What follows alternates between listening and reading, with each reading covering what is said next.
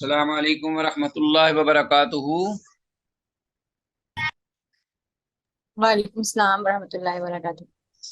مرحبا بعودتکم ایھا الطلاب الکرام الی درس الحدیث من جدید، فحیاکم اللہ وزادکم اللہ شرفا وعزا۔ رب زدنی علما، رب اشرح لی صدری ویسر لی امری واحلل عقدۃ من لسانی یفقہوا قولی۔ عزیز طلبہ، مشکوٰۃ المصابیح کے سلسلہ دروس کا یہ ایپیسوڈ نمبر 34 34واں سبق ہے، اور انشاءاللہ حسب معمول ہم ترجمہ پر فوکس رکھتے ہوئے اور قابل وضاحت عبارات کی وضاحت بھی کریں گے، اور ضرورت کے مطابق احادیث کی اسنادی حیثیت کی بھی نشاندہی کی جائے گی۔ جیسا کہ آپ کو معلوم ہے کہ یہ کتاب اللباس، اور اس چیپٹر کے ضمن میں یہ باب الترجل، کنگھی کرنے کے آداب یا طریقہ شرعی یا جو اس میں رہنمائی ہے، اس بارے میں یہ حدیثیں آ رہی ہیں۔ تو آتے ہیں آج کے سبق کے حوالے سے، دیکھتے ہیں پہلی حدیث ہمارے پاس جو کہ سبق کے حوالے سے ہے، وہ کون سی حدیث ہے، اور عبداللہ بن عباس رضی اللہ عنہما سے ہی یہ مروی حدیث ہے۔ 4473 یہ حدیث ہے۔ اللہ اکبر۔ وعن ہو عبداللہ بن عباس رضی اللہ تعالیٰ عنہ سے یہ روایت ہے، قال کہتے ہیں کان النبی صلی اللہ علیہ وسلم کہ اللہ کے نبی صلی اللہ علیہ وسلم یکتحل سرما لگاتے تھے، قبل ان ینام اس سے پہلے کہ آپ سوئیں، بالعثمت عصمت سرما یعنی اصفہانی سرما، اس کا پہلے ذکر گزر چکا ہے۔ یہ سیاہ اور سرخ رنگ کا بھی ہوتا ہے، مدینہ میں مکہ میں ملتا ہے یہ عام۔ ثلاثاً 3 بار، فی کل عین اپنی ہر آنکھ میں، یعنی دونوں آنکھوں میں 3 بار، 3 جو سلائیاں وہ آپ لگاتے تھے۔ قالا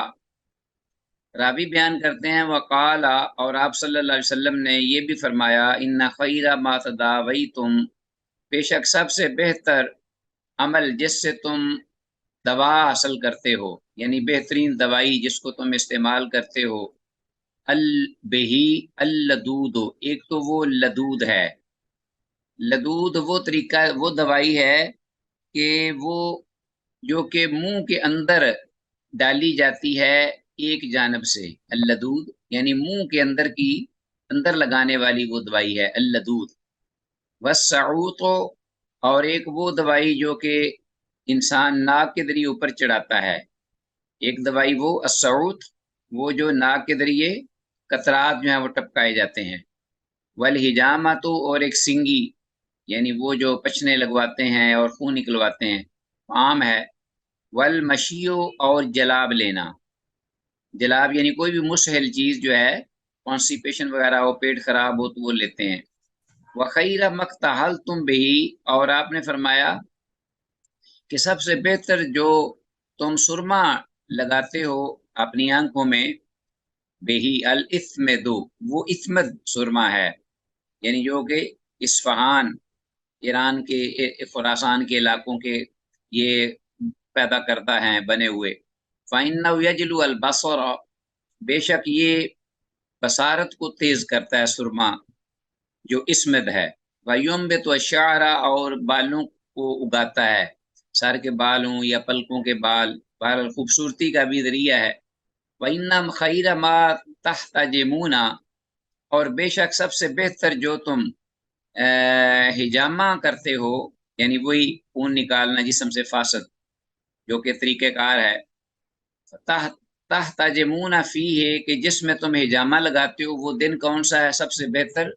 یوم 17 چاند کے حساب سے، اسلامک کیلنڈر کے مطابق 17 تاریخ 17 و یوم 19 اور 19ویں چاند کی 19ویں تاریخ، و یوم 21 اور اسی طرح چاند کی یا اسلامک کیلنڈر کے حوالے سے اپنا اسلامی مہینے کی 21ویں تاریخ۔ تو یہ اپنا 17، 19 اور 21ویں تاریخ کو جو تم حجامہ لگاتے ہو وہ سب سے بیسٹ اور بہتر ہے نتائج کے اعتبار سے۔ व इन्ना रसूलुल्लाह सल्लल्लाहु अलैहि वसल्लम हाइस उरिज बिही, और बेशक रसूलुल्लाह सल्लल्लाहु अलैहि वसल्लम जबकि आपको ऊपर मेराज कराई गई, उरिजा बिही मा मर्रा अला मलाइन मिनल मलाइकते, तो आप उस मेराज के दौरान नहीं गुजरे फरिश्तों में से किसी फरिश्ते पर, मा मर्रा अला मलाइन मिनल मलाइका इल्ला कालू, मगर फरिश्तों ने, उन फरिश्तों ने ये कहा, अलैका बिल हिजामा, यानी इल्तज़िम बिल हिजामा, हिजामा को यानी ये हिजामा सिंगी लगवाने को लाजम पकड़ो, यानी अल्लाह के रसूल सिंगी लगाना जो है इसको मामूल बनाओ। रवाह तिरमिजी, इसे इमाम तिरमिजी ने रिवायत की है। वक़ाल हाज़ा हदीसुन हसन गरीबुन, और इमाम तिरमिजी रहमहुल्लाह ने फरमाया कि ये हदीस हसन गरीब है। तो अहले तहकीक के बाद, अहले तहकीक की जो तहकीक है उसके बाद हदीस की जो इसनाद है वो ज़ईफ़ है, इसलिए कि इसमें अब्बाद बिन मंसूर, जिसे जमहूर अहले इल्म ने उसके हाफजे की जेहत से, यानी हाफजे के एतबार से कि उसका हाफजा कमज़ोर हो गया था, इसे ज़ईफ़ करार दिया है। जबकि हदीस के बाद कुछ हिस्से के हक में इमाम बुखारी रहमतुल्लाह के यहाँ कुछ शवाहिद मौजूद हैं, तो कुछ हिस्सा जो है इसमें सही शवाहिद हैं जो इसकी तायद करते हैं। हदीस में अल्फाज लदूद, वो दवाई जो मुंह के अंदर एक जानब में डाली जाए, इसको आप अंडरलाइन कीजिए, अल्लदूद वो दवाई जो मुंह के अंदर एक जानब में डाली जाए, और असऊत वो दवाई है जो नाक के जरिए टपकाई जाए, और अलमशियो से मुराद है जलाब लेना या कोई भी ऐसी मुसहिल दवाई जो कि पेट जो बंधा हुआ होता है उसमें आसानी के साथ पेट जो है उसके के लिए इखराज का सबब बने, जो भी पेट में चीज़ जो है वो रुकी हुई है उसको आप कहते हैं जलाब लेना आमतौर पर। तो चांद के हिसाब से 17, 19 और 21 के दिनों में खून और तमाम जिस्मानी रतूबतें एतदाल और तनासब में होती हैं, इसलिए इन तारीखों में गालिबन वल्लाहु आलम हिजामा लगवाना जो है ये ज़्यादा मुफीद होता है नताइज के एतबार से। इसी तरह अजीज तलबा, इमाम अबू दाऊद रहमतुल्लाह ने सैयदना अबू हुरैरा रज़ी अल्लाह अन्हु से मरफूअन ये रवायत जिक्र की है कि जिसमें यह जिक्र हुआ है कि जिस शख्स ने 17, 19 या 21वीं तारीख को सिंगी लगवाई तो वो उसके लिए हर बीमारी के लिए शिफा होगी, ये भी एक रवायत आती है। तो आते हैं इसके बाद नेक्स्ट हदीस है हमारे पास आयशा रजी अल्लाह तआला अन्हा से कि नबी सल्लल्लाहु अलैहि वसल्लम नहार रिजाला,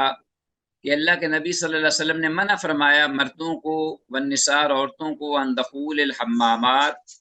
हम्मामात यानी हम्मामों में दाखिले से, सुम्मा रख़्ख़स लिर्रिजाल, फिर आपने मर्दों के लिए रुख्सत दे दी, अन यदखुलू बिल मयाज़िरी, कि वो तहमद बांध कर वो हम्मामों में जा सकते हैं नहाने के लिए, गुस्ल करने के लिए। रवाह तिरमिज़ी व अबू दाऊद, इस इमाम तिरमिज़ी और इमाम अबू दाऊद ने रिवायत किया है। तो बाज़ अहले इल्म ने इसकी सनद को ज़ईफ़, जबकि बाज़ दीगर अहले इल्म ने इसे हसन दर्जे की करार दिया है, वल्लाहु आलम। तो नबी मोहतरम सल्लल्लाहु अलैहि वसल्लम का आज खुद हम्माम में जाना बाज़ फ़िक़्ह की किताबों में जिक्र किया गया है, लिखा हुआ है, मगर उलमाए अहले हदीस या मुहद्दिसीन के यहाँ ये बात सही नहीं, और इस सिलसिला में मंसूब हदीस जो है वो मौजू है, इंतहा दर्जे की ज़ईफ़ है। और आजकल शायद मक्का मुअज़्ज़मा में एक हम्माम नबी के नाम से एक जगह मशहूर है, हम्माम नबी। तो इसका मतलब ये हुआ कि आपने वहाँ हम्माम में गए और यूज़ किया था? नहीं, ऐसी बात नहीं है। ये शायद ये ऐसा मामला हो कि आप सल्लल्लाहु अलैहि वसल्लम ने कभी किसी जगह पर गुस्ल किया हो और बाद में लोगों ने बरकत के तौर पर उस जगह में एक छोटी सी इमारत बना दी हो और उसका नाम रख दिया हो हम्मामुन नबी। तो कोई ऐसी बात नहीं कि वहाँ हम्माम था और आप वहाँ जाया करते थे, ये बात बिल्कुल गलत है। आप सल्लल्लाहु अलैहि वसल्लम की ज़ात पाक है कि इस तरह के हम्माम को आपने देखा भी हो जो उस वक़्त राइज थे जाहिलियत में, और वो वहाँ सरासर बेहयाई के मामलात थे। वल्लाहु आलम बिस्सवाब। आगे हदीस वान अबी अल मलीह, अबू अल मलीह रहमहुल्लाह बयान करते हैं, काला قادمہ علی عائشہ تھا کہ عائشہ سیدہ عائشہ رضی اللہ عنہا کے پاس آئے یا آئیں، نسواتن کچھ عورتیں، من اہل ہمسا، ہمس شہر سے جو شام میں ہے، کچھ عورتیں آئیں، فقالت، تو عائشہ رضی اللہ عنہ نے فرمایا میں نہیں نا انتنا، تم کہاں سے آئی ہو؟ قلنا، کہنے لگی، من الشام، شام سے۔ قالت، عائشہ رضی اللہ عنہ نے فرمایا، فلعلکن من القورۃ، تو شاید کہ تم اس بستی سے آئی ہو، من القورۃ التی تدخل نساؤها الحمامات، ایسی بستی شام کی، القورہ، کہ جس بستی کی جو عورتیں ہیں وہ حماموں میں جاتی ہیں، داخل ہوتی ہیں، شاید تم وہ اس بستی سے تعلق رکھتی ہو اور آئی ہو۔ قلنا، کہنے لگی، بلا، ہاں کیوں نہیں، ایسے ہی ہے۔ قالت، تو عائشہ رضی اللہ عنہ نے فرمایا، فإنی سمعت رسول اللہ صلی اللہ علیہ وسلم، کہ میں نے اللہ کے رسول صلی اللہ علیہ وسلم کو سنا، یقول، وہ فرما رہے تھے، لا تخلع امرأۃ ثیابہا، کہ ہرگز نہ کوئی عورت اپنے کپڑے اتارے، فی غیر بیت زوجہا، اپنے خامند کے گھر کے علاوہ کسی اور جگہ میں، الا حتقت السترہ بینہا و بین ربہا، اگر کسی نے ایسا کام کیا، یا یہ معنی ہے اس کا کہ لا تخلعو، نہیں اتارتی، لا تخلعو یہ کر لو منع، صحیح یہی ہے آگے، کیونکہ حرف استثناء آ رہا ہے تو لا جو ہے یہاں نافیہ ہوگا، کہ نہیں ہے، نہیں اتارتی، لا تخلعو امراتن، کوئی عورت، ثیابہا، اپنے کپڑے، فی غیر بیت زوجہا، اپنے خامند کے گھر کے علاوہ میں، الا، مگر یہ کہ حتقت السترہ، وہ پھاڑ دیتی ہے، السترہ، پردے کو، وہ پردہ، بینہا و بین ربہا، جو اس کے اور اس کے رب کے درمیان ہوتا ہے، اس پردے کو وہ پھاڑ کے رکھ دیتی ہے۔ وفی روایت، اور ایک روایت میں الفاظ ہیں، فی غیر بیتہا، زوج کے علاوہ، فی غیر بیت، اپنے گھر کے علاوہ میں، وہ خامد کا گھر ہو یا اس کے والدین کا گھر ہو، تو کوئی بھی گھر، اس کے علاوہ کوئی عورت اپنے کسی اور جگہ میں کپڑے اتارے تو گویا کہ اس نے اس پردے کو پھاڑ دیا ہے، ٹکڑے ٹکڑے کر دیا ہے جو اس کے اور اللہ کے درمیان تھا۔ تو فی غیر بیتہا الا حتقت سترہا، مگر یہ کہ اس نے پھاڑ دیا، تار تار کر دیا اپنے اس سطر کو، بینہا و بین اللہ عز و جل، جو اس کے اور اللہ عز و جل کے درمیان تھا۔ رواه ترمذی و ابو داود، اسے امام ترمذی اور امام ابو داود نے روایت کیا ہے۔ تو اس حدیث کی سند حسن ہے، اور حدیث میں لفظ القورہ تو بستی کا نام ہے جیسا کہ میں نے ذکر کیا، اور حمص ملک شام میں ایک شہر کا نام ہے، بڑا معروف ہے، اور حتقت السترہ کا مطلب ہے کہ اس عورت نے پردہ پھاڑ ڈالا۔ آگے حدیث ہمارے پاس عبداللہ بن عمر بن عاص رضی اللہ عنہما سے، ان رسول اللہ صلی اللہ علیہ وسلم قال، کہ اللہ کے رسول صلی اللہ علیہ وسلم نے فرمایا، ستفتح لکم ارض العجم، کہ تمہارے لیے عجم کی زمین کو فتح کیا جائے گا، آپ کے زیر نگین آ جائے گی عجمیوں کی زمینیں یا علاقے، فتح کیے جائیں گے تمہارے لیے عجمیوں کے علاقے، عجمیوں کی زمین، وستجدون فیہا، اور تم اس میں پاؤ گے، بیوتن، ایسے گھر، یقال لہا، جن کو نام دیا گیا ہوگا، الحمامات، ان کا نام حمامات ہوگا، عجمیوں کے شہروں اور علاقوں میں ایسے آپ کو گھر ملیں گے۔ فلا يدخلنها الرجال الا بالعذر، تو ان حمامات میں ہرگز مرد بھی نہ جائیں، داخل نہ ہوں، سوائے تہمدوں کے، یعنی چادریں باندھ کر یا تہمد اچھی طرح باندھ کر جا سکتے ہیں۔ امنعوها النساء، اور ان میں جانے سے اپنی عورتوں کو روکو، الا مریضۃ او نفساء، سوائے اس عورت کے جو کہ بیمار ہو یا نفاس کی حالت میں ہو، یعنی ولادت کے بعد، اور اس کو کوئی ایمرجنسی یا کوئی فوری ایسی اشد ضرورت ہو کہ اس کے بغیر اس کا یعنی گزارا ممکن نہ ہو اور مجبوری ہو، تو ایسی صورت میں مریضہ، بیمار، یعنی مراد اس سے ہے کہ کوئی انتہائی معقول اور اشد ضروری عذر ہو تو ان کے لیے شاید اجازت ہو۔ رواہ ابو داود، اس امام ابو داود نے روایت کیا ہے۔ حدیث اعضا کی سند ضعیف ہے، کہ اس لیے کہ اس میں ایک مشہور اور ضعیف راوی عبد الرحمن بن زیاد بن انعم الافریقی عبد الرحمن بن زیاد بن انم الفریقی موجود ہے، تو اس سے معلوم ہوا کسی اشد ضرورت یا ناگہانی صورت حال میں عورت کے لیے حمام میں اس وقت کے حمامات جو ہیں ان میں جانے کا جواز، اور آج کل اگر پردے کا اور صحیح انتظام ہے جو عورتوں کے لیے خاص حمام ہے جہاں ممنوع ہے دوسرے لوگوں کا جانا، جیسے سیلون وغیرہ بھی بنے ہوتے ہیں، سالون بنے ہوتے ہیں اور کٹنگ کے لیے اور میک اپ کے لیے، تو اس میں کوئی حرج نہیں، لیکن شرط یہ ہے کہ وہاں پورا پردے کا انتظام ہو اور پوری اپنا پرائیویسی ہو خواتین کے لیے، اور کوئی مرد کا وہاں جانے کا کوئی تصور بھی نہ ہو۔ تو اس وقت کے اور اس وقت آج کل کے جو حمامات ہیں ان میں فرق ہے۔ وان جابر رضی اللہ عنہ سے روایت ہے نبی صلی اللہ علیہ وسلم قال کہ اللہ کے نبی صلی اللہ علیہ وسلم نے فرمایا من کان یؤمن باللہ والیوم الآخر، جو اللہ اور اس کے اللہ پر اور آخرت کے دن پر ایمان رکھتا ہے، فلا يدخل الحمام، تو وہ نہ داخل ہو حمام میں بغیر ازار، بغیر تہ بند باندھے۔ تو اس کا مطلب یہ کہ جاہلیت میں کوئی اس قسم کے حمامات یہ جگہیں تھیں کہ جہاں لوگ جو ہیں برہنہ جاتے اور عورتیں بھی، والعیاذ باللہ۔ ومن کان یؤمن باللہ والیوم الآخر، آج کل یورپ میں یہ دکھائی دیے جاتے ہیں ایسے مناظر شیطانی۔ ومن کان یؤمن باللہ والیوم الآخر، اور جو کہ ایمان رکھتا ہے اللہ پر اور آخرت کے دن پر، فلا يدخل حلیلۃ الحمام، تو وہ نہ بھیجے یا نہ داخل کرے یا نہ اجازت دے جانے کی اپنی بیوی کو حمام میں۔ ومن کان یؤمن باللہ والیوم الآخر فلا یجلس علی مائدۃ، تو ایسا شخص جو اللہ پر اس آخرت کے دن پر ایمان رکھتا ہو تو اسے چاہیے کہ وہ نہ بیٹھے علی مائدۃ، ایسے دسترخوان پر تدار علیہ الخمر، کہ جس پر شراب پینے کا دور جاری ہو یا چلایا جائے۔ رواه ترمذی و نسائی، امام ترمذی اور امام نسائی نے اس کو ذکر کیا ہے، روایت کیا ہے۔ تو یہ اہل علم کے درمیان یہ اس کی اسنادی حیثیت جو ہے وہ مختلف ہی ہے، اور بعضوں نے کہا کہ یہ حدیث صحیح ہے، اور بعض دیگر جو کہتے ہیں کہ وہ ضعیف حدیث ہے۔ یہ اس لیے کہ وجہ یہ ہے کہ لیث بن ابی سلیم یا لیث بن ابی سلیم ضعیف راوی ہے، جبکہ امام نسائی رحمہ اللہ کی حدیث جو ہے اس بارے میں حسن ہے۔ تو اسی لیے امام نسائی رحمہ اللہ کی اس حسن حدیث کی بنا پر ہی اس مفہوم کی حدیث کو شاید کہا گیا ہے کہ یہ حسن درجے کی ہے۔ بہرحال